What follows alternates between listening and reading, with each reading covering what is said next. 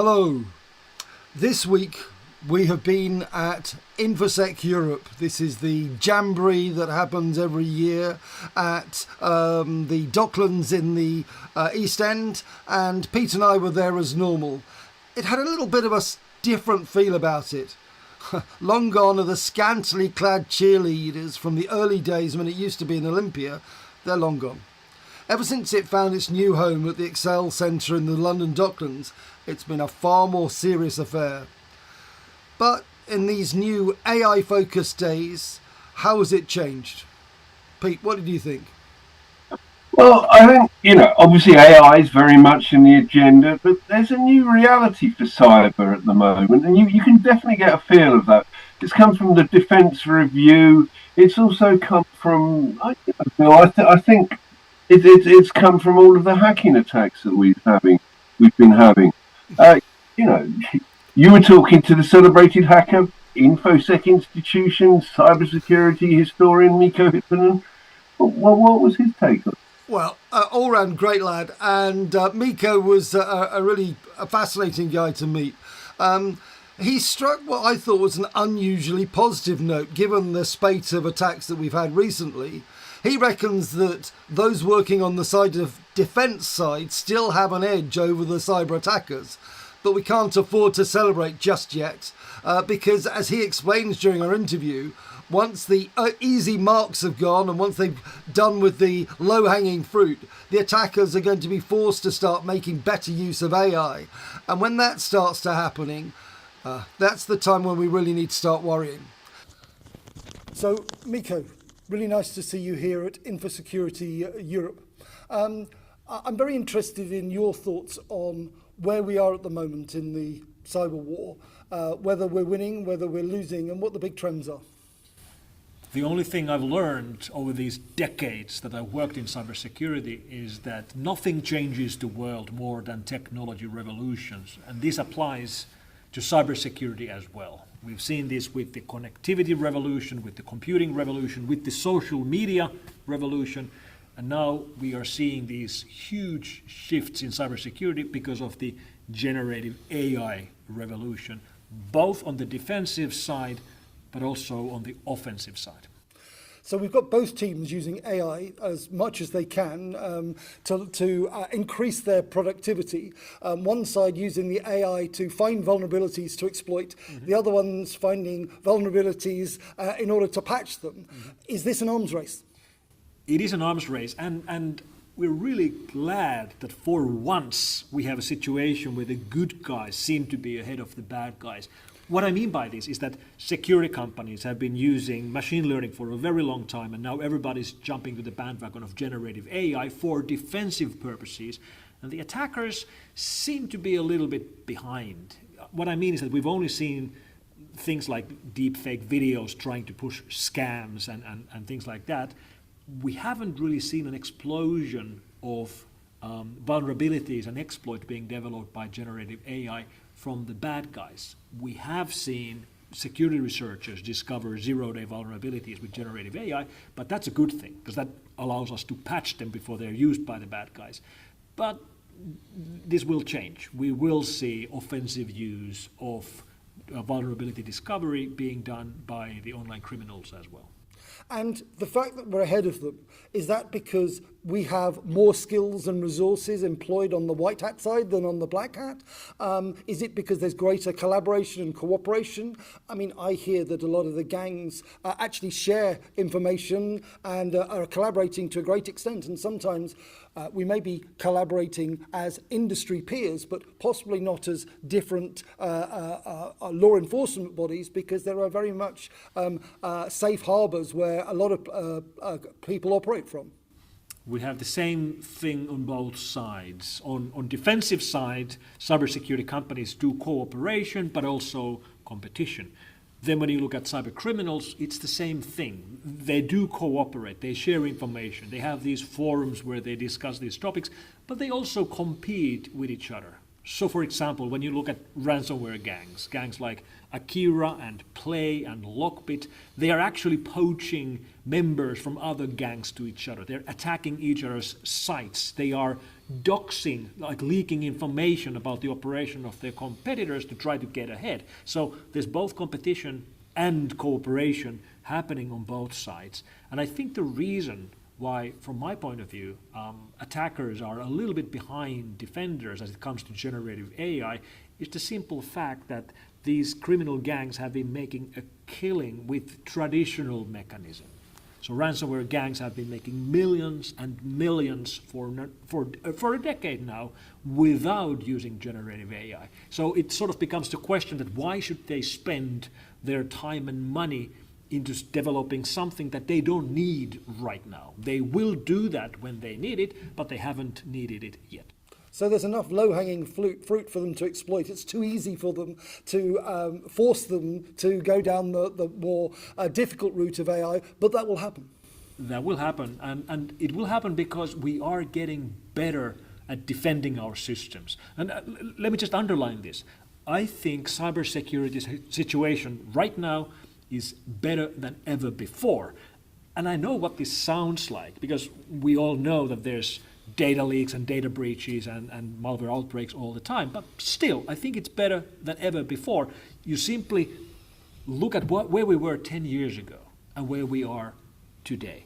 10 years ago, users around the world were still getting infected simply by browsing the web and clicking on links, getting burned by drive-by exploits, which were exploiting their browsers through Flash and Java plugins. We don't have that problem anymore. We are getting better, and that will push the attackers to make more advanced attacks. So they are learning and they are becoming more advanced as we build better defenses. But is there a gap here in terms of law enforcement? Because every country that is a signatory of the UN Charter has signed up to collaborate and cooperate in terms of law enforcement.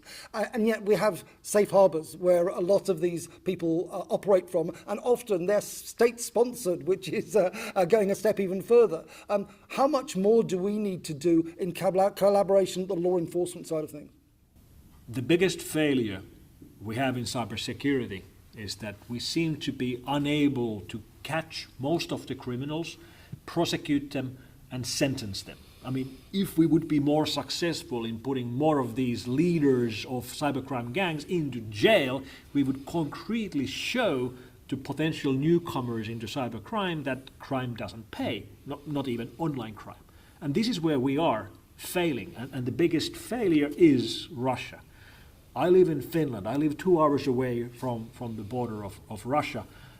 Russia is a safe harbor for many of the largest gangs in the world, and that's because there is a war in Europe.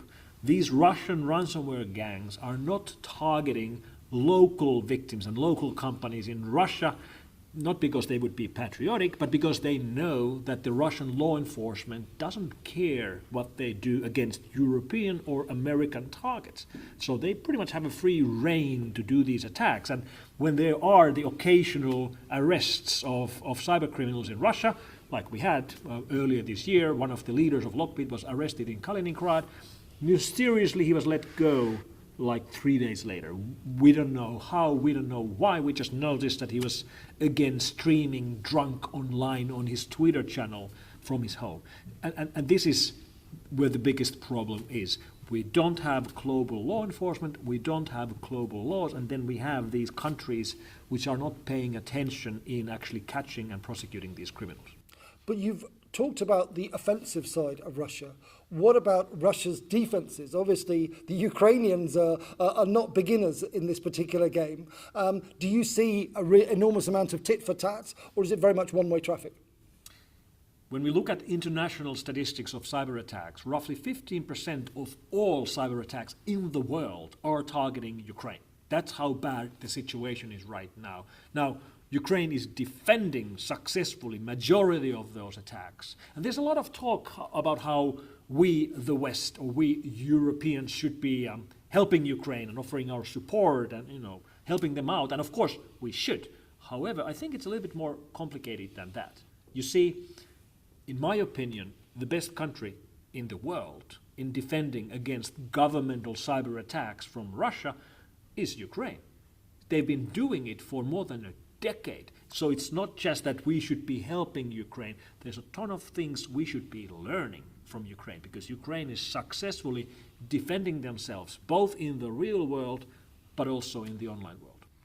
A last question, a little bit closer to home from your home nation. Finland, now that it's joined NATO, has that made Finland more of a target?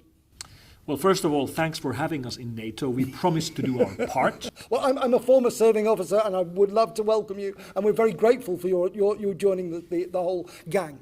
Thank you.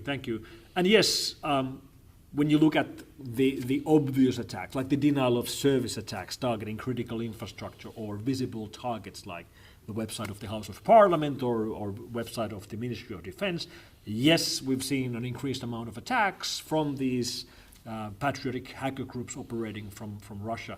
That's a given. We also see more serious attacks targeting different entities in Finland, but I don't think it's really changing the overall picture much. If they're trying to make us scared, they're failing. We're not scared. Well, thank you very much, Mikko, for your time. I hope you have a productive time at the security conference here today, and we look forward to hearing more from you in the future on Tech TV. And we're very grateful, as are all our viewers, in sort of the insightful update that you've given us. Thank you very much indeed. Thank you very much, and thanks for having me. Anything you noticed, Pete?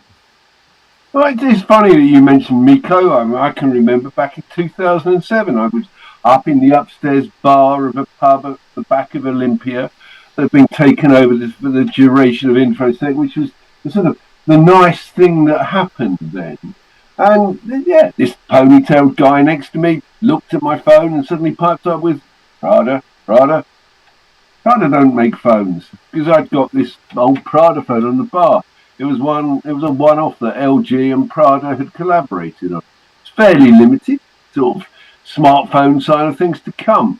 But in terms of what was going on, I think that, yeah, Mikko may say that things are a bit more positive. If you recall, we did that interview with Gary Cox just before Infosec, and yeah, I think things are changing. You know, the old days of Infosec are long gone. You know, take one of the announcements in the Defence Review that we were going to have lots and lots of hackers that were going to be recruited by the government. Well, I mean, that's something that we put to Julian at Bugcrowd, didn't we? Julian, here we are in London, Infosec. There's a certain change here at the moment, isn't there? The atmosphere is not quite the same. It might be in the hall, but there's a bit of a feeling about what's going on at the moment, just because we've seen these drone attacks and we've seen this increased hacking activity. What are your thoughts on this? Yeah, absolutely. I mean, I think obviously the spending review, the strategic spending review has talked about increasing the spend in cyber warfare capability, and certainly one of the things that we see from our client base, that they're often wanting to, when we do red team type of, attacks on them, they're wanting to simulate nation state attackers, because that's becoming much more prevalent in the in the world today, that nation-state attackers are attacking commercial customers for espionage, for North Korea, for example, are often going after cash to fund their warfare, and we're certainly seeing that our customers are looking to sort of up their game from the level of standard penetration testing to much more advanced technique, red team attacks, and getting more advanced hackers to simulate those sorts of attacks that they're seeing in the wild. So that's the underlying beat then, is Yeah. it? That we're seeing nation states, because some people have said, and this figure's been bandied around for a long time, 80% of attacks come from nation states. Is that right?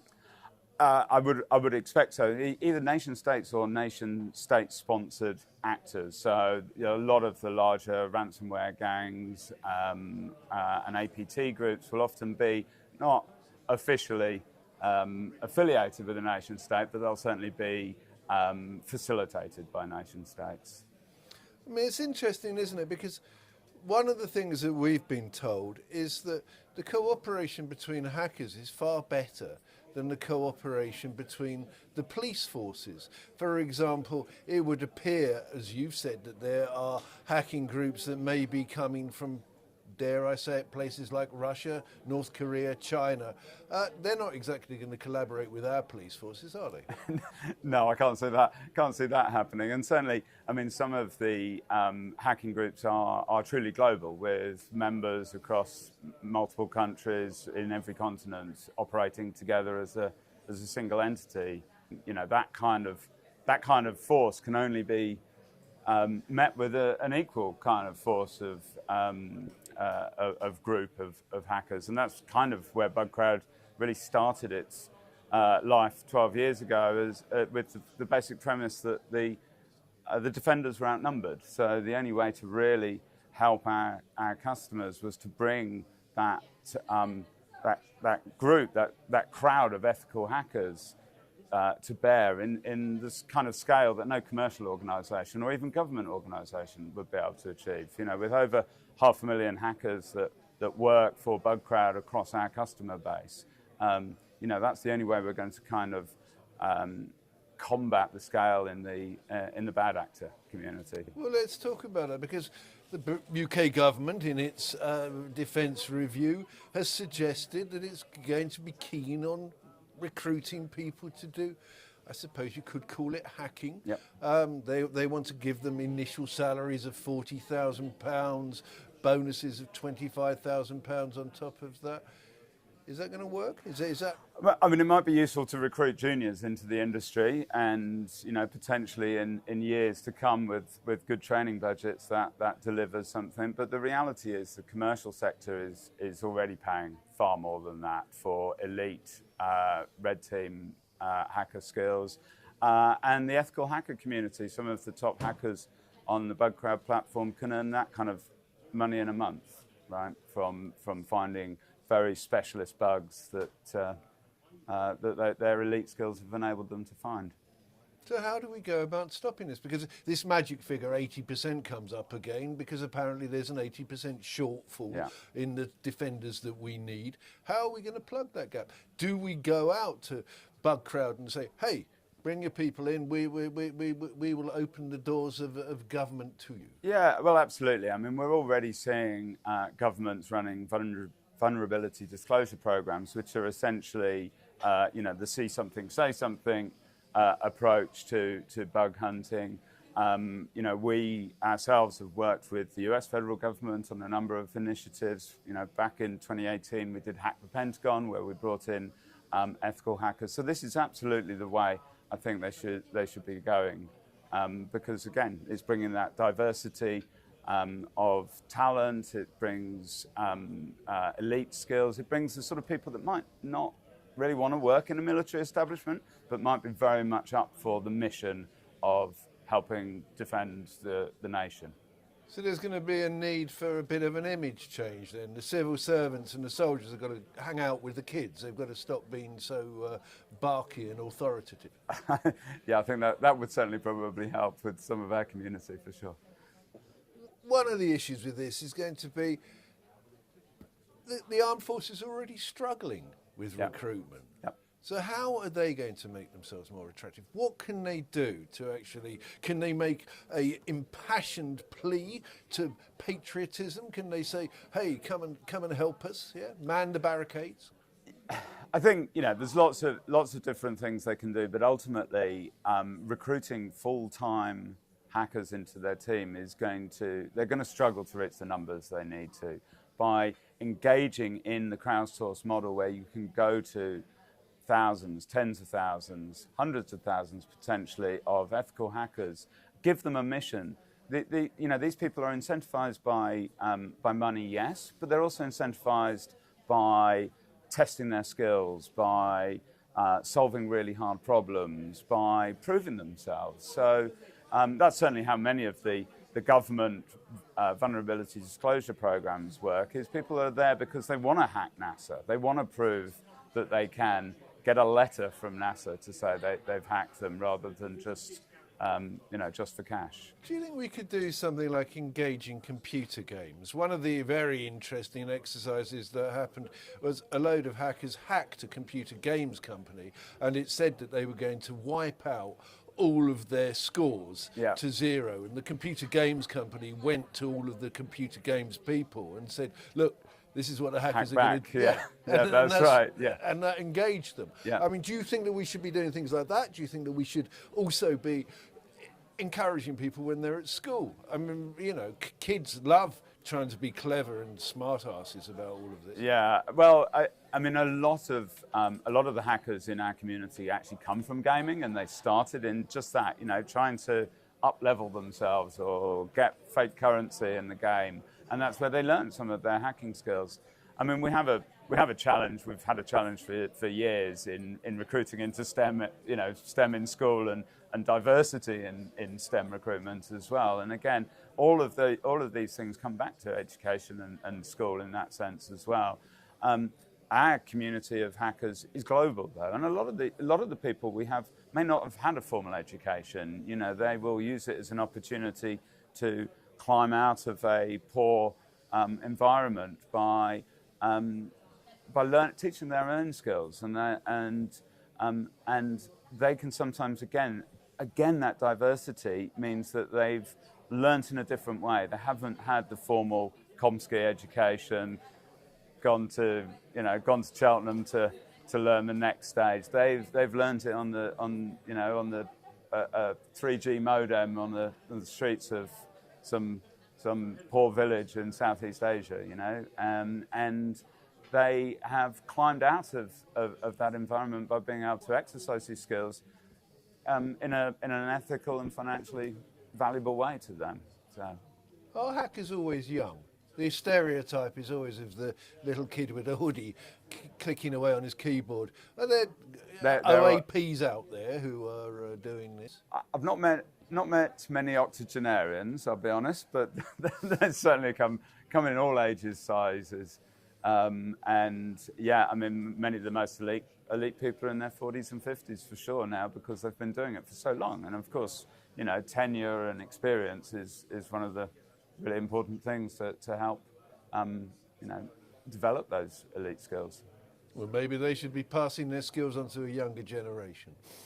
Yeah, absolutely. And I mean, you certainly see that in some of the organisations we partner with, like Hack the Box and Secure Code Warrior, that are helping through training platforms of the young and any age, and there's also a lot of organisations that are trying to train ex-servicemen that have come out of traditional military service in these kind of skills as well, and perhaps that's somewhere that the government should be focusing on as well. Diversity, I mean, you mentioned diversity. Should we extend that diversity everywhere? I mean, it's been said that people on the autistic spectrum are particularly good at this because of their ability to focus, to concentrate on problems. Is that an area that we should be looking at too? Yeah, absolutely. And I think a lot of it is about enabling work environments that suit individuals that are on the autistic spectrum, or individuals that have ADHD, and traditional work environments, particularly traditional military work environments, don't suit those type of people. And again, with an organisation like Bugcrowd, we enable fully remote working. We enable people to not have cameras on if they don't want to. So that's just for our staff. But for the hackers that work on our behalf, on our customer engagements, they're able to work at whatever time of day or night they want. They're rarely in an office. They can wear whatever clothes they want to wear when they're working, and these kind of enablement are what will certainly help people that are on the spectrum be able to gain really useful employment, but also for us, the defenders, to be able to gain really, really useful skills and capability. So a formal organisation needs to become very informal, is what you're basically saying? I would suggest that would help, yeah. Yeah, I mean, that's a fascinating perspective from Julian. But overall, I think it appears, and it really came home to me during the show, that cybersecurity now has gone mainstream, and about time. Rather than simply having rows and rows of antivirus companies, as it was a bit like in the past, this year we saw stands from a number of regions that were seeking to attract talent and investment, everywhere from Bavaria or Virginia to Canada. If only someone had told Co-op and M&S that cybersecurity is now mainstream, maybe they'd have invested more in protecting against the failures that they experienced recently, and maybe they'd put more effort into incident response. I hear that weeks after the hack, M&S are still unable to take orders online. Anyway, hopefully all of this will be restored by next year's Infosec Europe, although I fear that the news agenda will be dominated by a host of other incidents long before that. It's only a matter of time. Yeah, I mean, it's funny, isn't it? I mean, at the top, you mentioned the early days back in Olympia, which there was a nice feeling about it then, about that sort of ghettoization. I mean, remember there was Dr. Alan Solomon sadly passed away about a year ago, and there were all of those other sort of individuals. That sort of individuality seems to have gone a bit, doesn't it? Yeah, I mean, the show's celebrating its 30th anniversary, and obviously in that period you're bound to have seen a certain amount of change. And if you think back 30 years, very few people in the general public would have been particularly aware of cybersecurity, hackers or anything like that, and yet it's in the headlines all the time at the moment. It's a sign of the times. Yeah, and in a sense, what was also interesting, again, yeah, all of those cybersecurity companies didn't seem to be there. That element of personalization, bar Mikko, wasn't really there, was it? There were companies that we saw that had actually built a lot of that old antivirus stuff already into their offering. So, you know, there was that company, Broadcom, for example, that seems to have absorbed Symantec and Carbon Black, which were those early days. Alongside VMware and a host of other stuff, it seems to be on a permanent acquisition spree. But I enjoy seeing some of the characters, and I hope we don't lose out on seeing some of the characters. And hopefully, my interview with Mikko and yours and some of the other meetings that we had at the show that there's still enough characters about to keep the sector interesting. Yeah, I thought one of the really interesting things, Bill, was that this move towards a concentration on data and on some AI tools that were going to be picking up the movement of that data and trying to nail down some of that data. What do you think? Yeah, I think that's going to be a theme going forward. I think we're going to see that throughout the rest of the year and beyond. I would invite people to hopefully have a look at the interviews we've done here and elsewhere on the site, comment on them, follow our channel and retweet as much as possible. We look forward to seeing you at the next chapter with a lot more to come. And Pete hopefully will be celebrating a few more cyber successes and hopefully seeing a few less casualties in the immediate future. Well, I think, though, Bill, just to pick up one last thing before we go, it is that there is this with Gary Cox again from Infoblox. He mentioned it in the interview that we did, and that was that it looks as though companies are going to start taking cybersecurity seriously. It looks as though they're going to be buying in services from companies that take that cybersecurity load off their heads and let them concentrate on what they're doing. Particularly because, as a lot of commentators have been saying, we're going to have an attack that starts on smaller companies.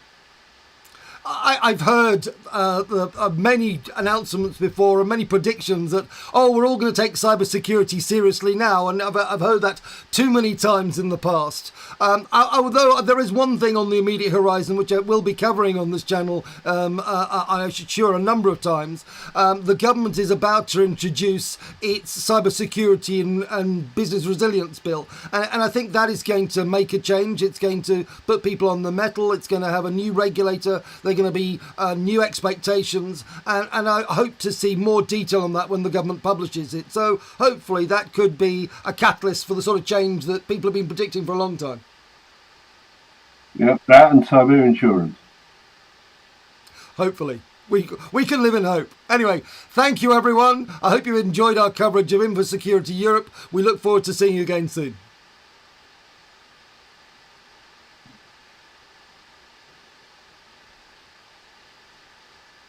There we go. What did you think?